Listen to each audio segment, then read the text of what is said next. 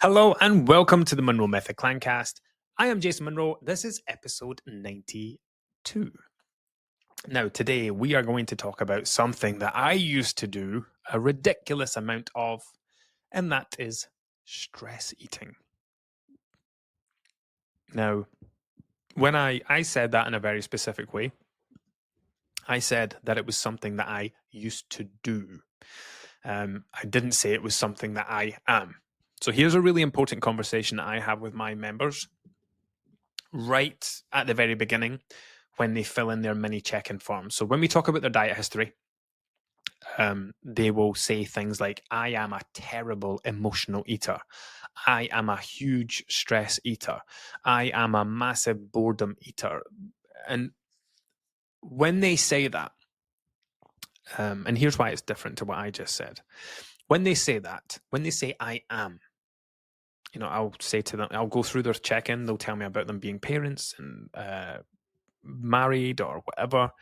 And I can say, look, Susan, you are many things. You're a parent, you're a friend, you're a mother, a wife, or whatever. But what you are not is a stress eater. What you are not is an emotional eater.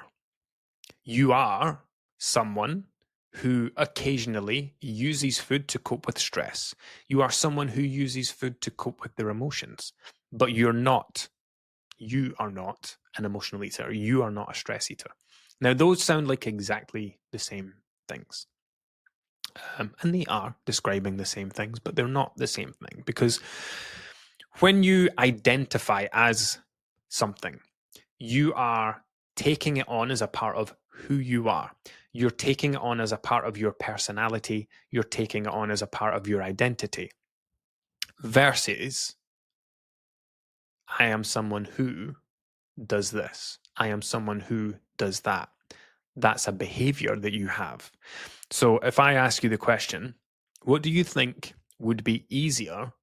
Not easy, but what do you think would be easier to change? A habit that you have, a behavior that you have, or your personality, or your identity, who you are, right? One of them is very difficult to change, right? It's very difficult to change your identity, very difficult to change who you are, very difficult to change your personality. You can't just, well, I'm just going to be different now. I'm just not going to be like that anymore. I'm going to be less, I don't know, I'm going to be less anxious. I'm going to be less stubborn. You can't just be something, be less of something that you are. There are things that we genuinely are, and we have to work very hard to change them. But when it comes to behaviors, those are completely different. Those are things that you do. Opening your phone and checking it every 5 minutes, that's a thing that you do. You're not a massive phone checker. You're not a massive phone addict. You've developed a habit. And the same is true when it comes to emotional eating or stress eating. Do you know, this is ideal because I had a really great, I always say I had a conversation with someone. It's me talking at people when I do their check-ins and I record their feedback. But I had a great dialogue yesterday for someone around this specific topic. And it's that it doesn't matter how you feel about it, right? You might feel like there's no way out, that you're never going to stop stress eating, that, you can't understand why you do it. You can't see it being any different. Christ, there are people inside the community who will use the ask a question section. And they'll be like, people who have kids, how do you get through your day and not eat? They can't understand it. As far as they're concerned, like, that's just normal behavior. You're supposed to binge eat because your kids are being difficult. You're supposed to eat lots of chocolate at the end of the day because you've had a tough day. It's just because it's what they're used to. They don't know different. They don't know any other way. And they're being genuine when you ask these questions. But I want you to think of it like this, right? There was a time in your life when you did not use food to cope with anything, ever. You may have used other things to cope. You may have taken yourself for a walk. You may have called a friend. You may have played a game, read a book. we are all going through life coping in our own way, right? We all have ways of coping. I mean, I'll tell you some of mine in a bit. But there was a time once when you didn't use anything to cope. Oh, sorry, you didn't use food to cope, but you would have had other coping mechanisms. You just wouldn't have been aware of them. You wouldn't have, you know, even like when we're younger, like we don't think about them as being coping mechanisms. It's like, well, when this happens, this is what I do. When I feel like this is what I do. But at some point in life, let's come up with an example. You are 16 years old. You have been with a boyfriend or girlfriend for the last year in high school, and they have decided that they don't want to be with you anymore. You're going through your first proper breakup. Your world is fucking falling to pieces. It's all coming down around you. You're experiencing emotions you've never experienced before, and you don't know how to process them. You don't know what to do with them, and you don't like how they feel. You want to feel different. You don't want to feel like this, but you don't know how to make the pain go away. And you try things. You try the things that you usually do, like the stuff that usually makes you feel better. You watch something on the TV. I don't know, did we have phones when we were 16? I did. I bought my first phone with my paper round money when I was 13, back when phones cost 30 quid. But anyway, you did whatever it was back then that made you feel nice, that gave you that kind of comfort. But it wasn't enough. You needed something else. And so maybe a parent made a suggestion. Maybe your mum came in with some chocolate and said, this will cheer you up. Or maybe she came in with some ice cream or a hot chocolate or some sweets and said, this will cheer you up. This will make you feel better. And it did make you feel better because ice cream, yummy, chocolate. And so that's a shame. I'm not putting that entirely on parents. It's just somehow you ended up with food. But it's just because recently somebody said that, do you know, actually, somebody posted a win in the group recently, and it was her son had just failed his driving test, and his mum, who's a member, who's a client, was about to offer him some chocolate to cheer him up. And her win that she came back and posted in the group was, you know, my son failed his driving test today. He was very, very down about it. I went to offer him some chocolate and I stopped myself, because why would I want to teach him that chocolate makes things better? And that's a perfect example. Like that person is someone who uses chocolate to cheer herself up.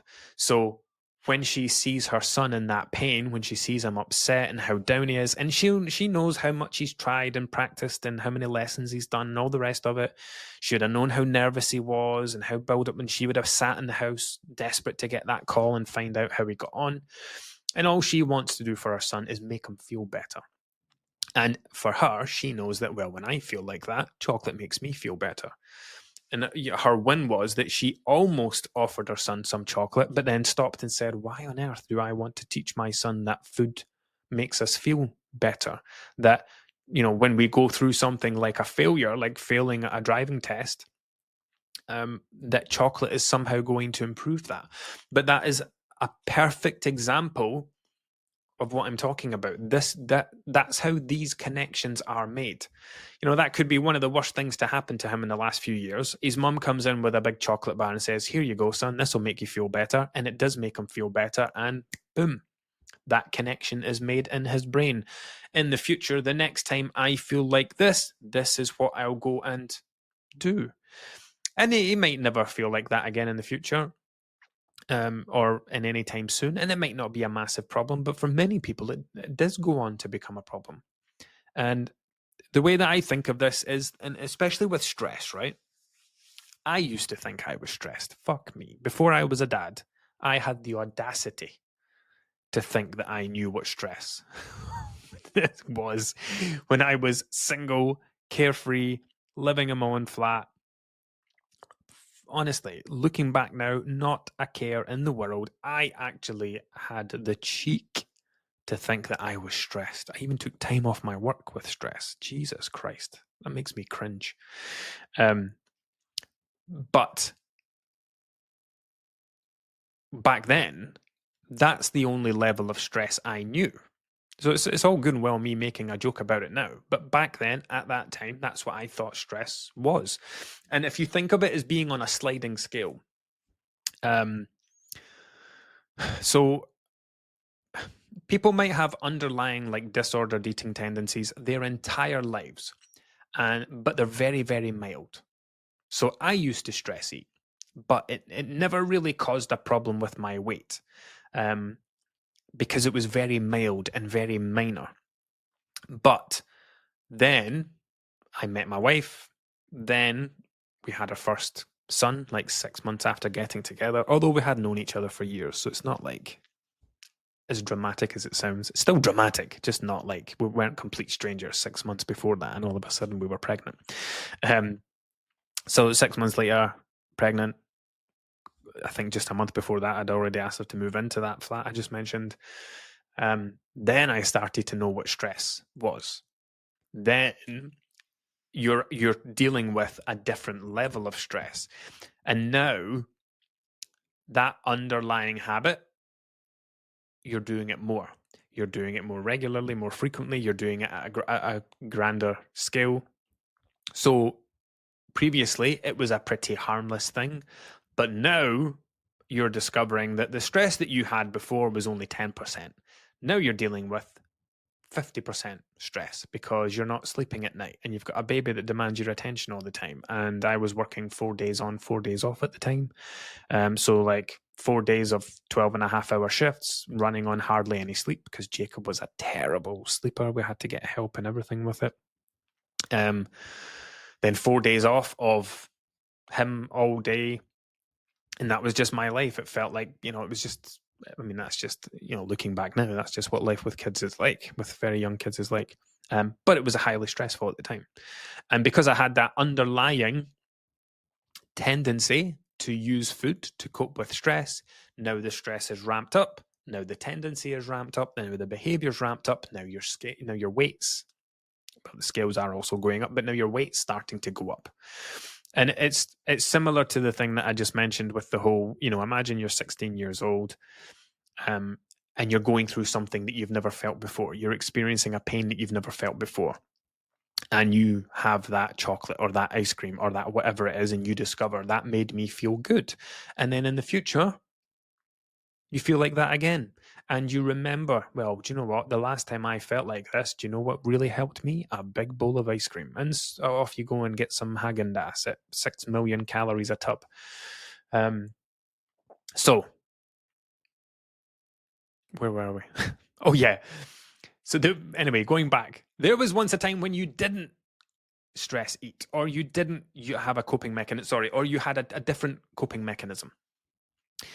Now, the reason that's important is if you had a point in life previously where you didn't do a thing, then you can get back to that. If you had a point previously where you used an alternative coping mechanism, you can get back to that.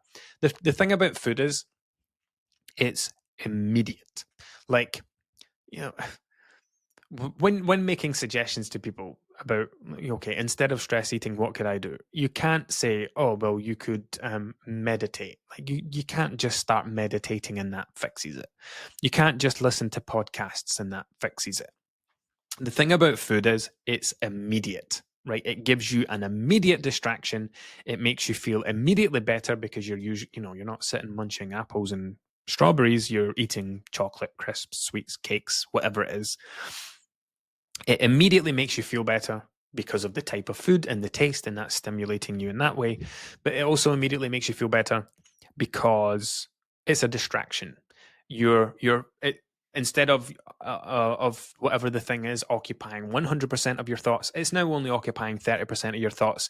And it gives you that mental and physical relief because we can experience physical stress. I get it in the back of my neck. That's when I know that I'm working too hard or doing too much. I start to feel it pressing on the back of my neck. And if I went and got something to eat, that pressure on my neck would lift. And that's how this cycle starts, where it's, well, if I'm eating this and that's going away, then all I need to do is keep eating to keep making that go away, right? And that's how people get trapped with things like stress eating, emotional eating, using food to cope with things, and then struggle to get out of it. Because like I said, food is immediate, but it's also Easy. You can get food anywhere. You can stop your car anywhere at a shop and grab something. You can go to your kitchen at any time and grab something. Food is never far away, 24 hours a day, 365 days a year. It's easy and it's immediate. But you can replace it. So, like I said, I used to use food to cope with stress a lot until I finally realized what I was doing. It was even something that was happening when I first became a nutritionist. I had gone through my own weight loss transformation, shall we say. And again, I discovered a new level of stress. So I went from being someone who just worked for a company, who had no wife, who had no kids, living by myself. Christ, life was much better than I realized it was at the time. Then I had my first son. Then I got married. Then I had my second son. And then, no, sorry, I started the business when Claire was pregnant with Kerr. Then I started a business, what I do now. Started building this in 2017, launched it in 2018 while Claire was pregnant with our second, and discovered a new level of stress that made the stress eating even more apparent. But because I was going down the pathway of becoming a nutritionist, I was like, okay, I've actually just realized that this is something that I'm doing. And if I don't get a handle on this, this is going to get out of control. So for a while, I had to work on it. I've got, it's different now, and it changes and it rotates all the time. Back then it was exercise. I got very into running. Back when I first became a nutritionist, I had set up a running Instagram. I went out for a 10K one day, ran my first half marathon. So I got into running at the time. That was my kind of release, because at the same time I'd came from a high activity job, walking to and from work, to walking from my front door to the shed in my back garden that I turned into an office. So, and then spending all day at a desk. So running kind of helped in two of those things. And then various other things. Sleep stories were a big thing for me. I loved sleep stories, de-stressing at the end of the day. I'm a huge audiobook person. Sleep stories were my thing back then. Not anymore. I can't listen to sleep stories now. Probably because they go back to my very bad mental health days, and I use them to try and help with that. I get PTSD now when I think about sleep stories. Anyway, I had to discover new outlets, new things to help cope with stress. And something that I found very helpful, especially back then, because I was terrified to take a day off. I was working 7 days a week. I find that having things to look forward to, and this is something I work on a lot with some of my clients, some of my private clients too. I find that having things to look forward to massively helps, and especially if you're a parent, especially if you're someone in a high pressure job. I mean, one of my private clients, she has a great job and also has 2 kids. She plays badminton. She also had 2 kids that play tennis and do something else, I forgot, but quite competitively. So she's working, she's taking kids to training, her husband works away sometimes. She's got very little time left for herself, right? It's always like, what's next? And she struggles a lot with stress eating. But what we've discovered over time is a lot of that is because she's snatching and grabbing at moments of pleasure and joy throughout the day. Because if your day just consists of getting kids ready for school, or just getting yourself ready for work, commuting, working, commuting home, cooking dinner, plonking yourself in front of the TV, going to bed and doing it all over again, that gets tired. That gets very tired very quickly. That's no way to live. And this is when we start snatching and grabbing, and when we start coping. And it's when people, it's when you start needing something to look forward to. It's why people will suddenly decide at 4:00 in the afternoon that they're getting a takeaway. I've had a shit day. I need to inject some joy, some pleasure, something exciting into my day. I'm going to get a Domino's. And then you get all excited and it becomes a whole deal. And you're not just going to go get a small pizza and have it with a side salad. You're going to get the 2 big pizzas and the 2 sides and the dessert and the big bottle of juice and all the rest of it. And it's because you're trying to inject something, anything, into your day to break it up. So let me just run, and with that client, we've kind of established that you need to do more things for yourself. You need to have more things planned just for you. So every month she does something big like a spa day. Every week she does something minor like something else. But this is a pattern that I work to as well. So it takes time to get to the point where you entirely replace your stress eating with other things, but you need to do it safe in the knowledge that stress eating was something that you didn't do at some point. You used something else. And if you can switch over to food and use food, you can switch over to something else and use something else. So here are some things that I use every day to help me manage my stress levels. Number one, I'll just say these as they spring to mind. Number one is light incense. I'm looking at it just now. I'll probably light some after this. When I did a meditation course from my teacher, Cam Cooney Meditation, look him up on Instagram. If you fancy doing a 3-day meditation course, it was phenomenal. Every day we went to his studio in Glasgow. He also does it online. But for 3 days in a row over a weekend, Friday, Saturday, Sunday, went to his studio in Glasgow. He always lights incense, and he lights something called Nag Champa, which I buy in bulk from Amazon now and light on a daily basis because I've associated that scent. I've never really thought about this, but I probably associate that scent with going to that meditation course and doing the meditations in that environment. It was very calming, very relaxing, and I think that's why I brought it home and maintained it as a practice. As soon as the first smell of that hits my nose, I settle into my day really well. I don't light it every single day. I actually didn't light any yesterday, which was interesting, considering how tough a day it was yesterday. But it's something that I have in my toolbox. The next thing is lo-fi hip hop, LO-FI, lo-fi hip hop on Spotify.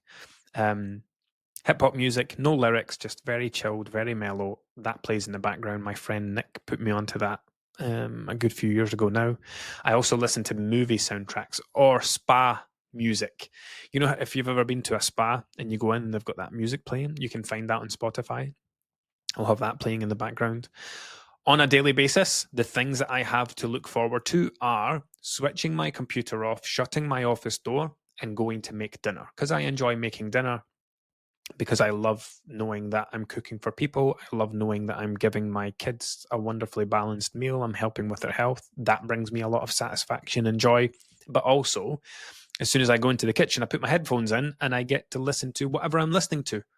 My audiobook goes on, or the podcast I'm listening to goes on. So that's my little end of the day thing. If things are really tough, I'll take myself for a walk, or I'll take myself into the gym and run on the treadmill or lift some weights. And the final one is I'll go for a nap.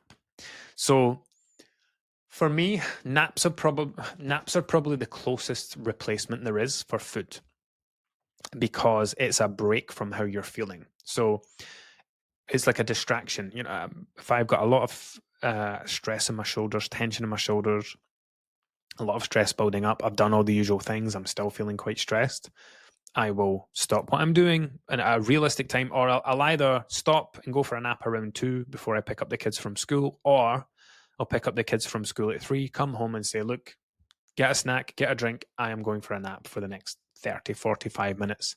And it's almost like it just helps me hit a reset button. Now, I'm lucky that I'm in the position that I can do that. I work from home. I'm my own boss. I can take that time if I need it. I know it's not for everyone, but these are just some things that I do.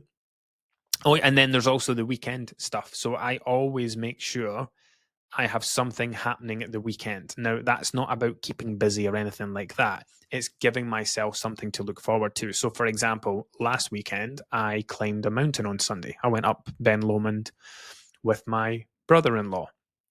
This weekend, Friday, I'm going to Coventry again with my wife for a dog show, and I'm looking forward to the drive down and the time we'll spend together and the meal we'll have at the hotel, well, the inn. And I just love traveling and being on the road.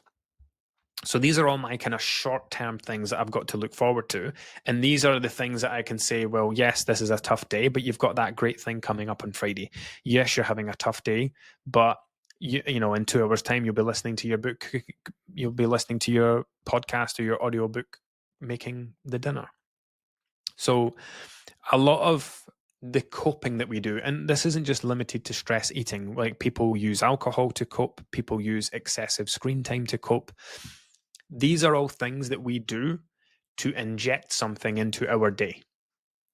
We're trying to find joy. We're trying to find excitement. We're trying to find pleasure where there is none. And that's mostly our fault because we allow our lives to shrink so small that it does just become work and or kids and bed and food and waking up the next day and doing the same shit all over again.